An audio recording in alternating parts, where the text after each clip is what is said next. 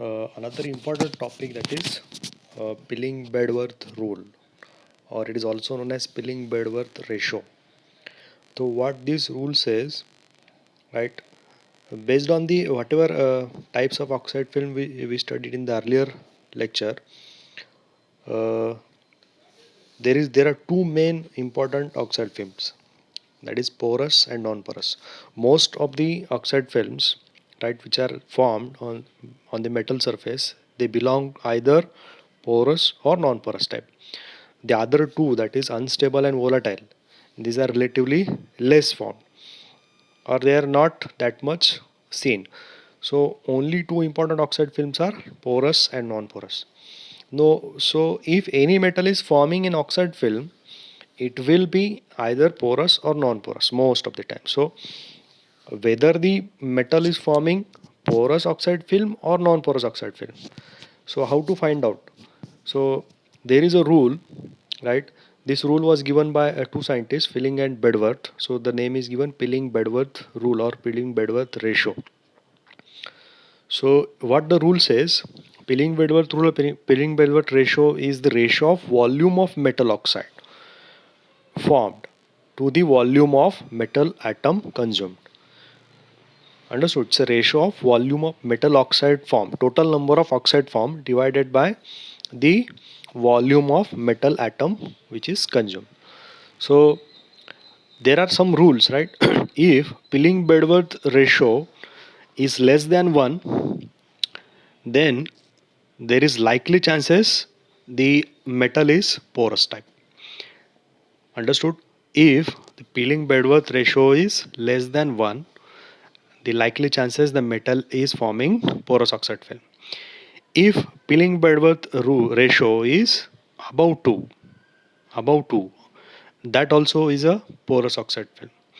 So if the Pilling-Bedworth ratio is lying in between 1 and 2, right, it should be greater than 1 but less than 2. The one between 1 and 2, if the ratio lies, the likely chances that metal is forming non-porous oxide film.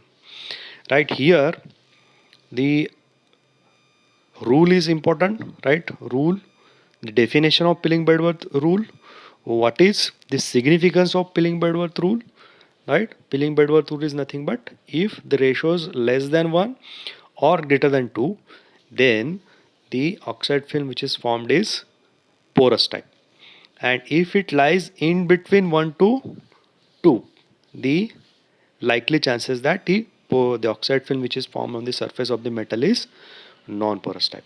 So two examples you remember here, right? First is sodium, potassium, lithium, magnesium. Out of that one you remember, that is sodium, and above 2 is iron. Sodium and iron, these are the two metal which shows porous type of oxide film, right? And porous is nothing but non-protective type oxide film. Whereas if you take the second one, that is a ratio in between 1 and 2, that is aluminium, titanium, chromium. These are the metal which can form non-porous oxide film. Non-porous oxide film. So aluminium is the best example. You remember here, aluminium is the best example which shows non-porous type of oxide film. So therefore, aluminium metal, if you observe, it is used in at many places, right? What is the purpose of using aluminium, right? You might be seen that there are even window frames which are made of aluminium, right? The shades, right, parking shades and those things also, they use aluminium metal, right?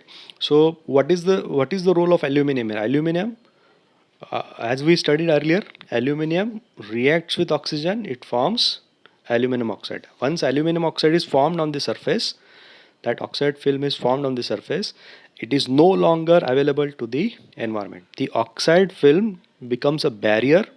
The oxide film becomes a barrier between the metal surface and the environment. So the bottom metal gets protected for longer time. Understood? So based on the Pilling-Bedworth rule, we can, right, predict whether the metal is forming porous or non-porous oxide film.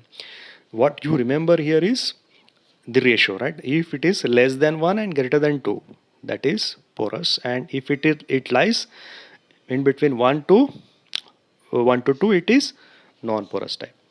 Especially if it lies 1 to 1.45, right? Rightly, precisely what I can say, it's 1 to 1.45. That ratio is very important. For example, aluminum is having pilling Bedworth ratio that is 1.28, whereas iron is having pilling Bedworth ratio greater than 2, that is 2.1, around 2.1. So if it crosses 2, it's it's porous. If it less than 1, also porous. In between 1 and 2, likely chances that it will be non-porous type.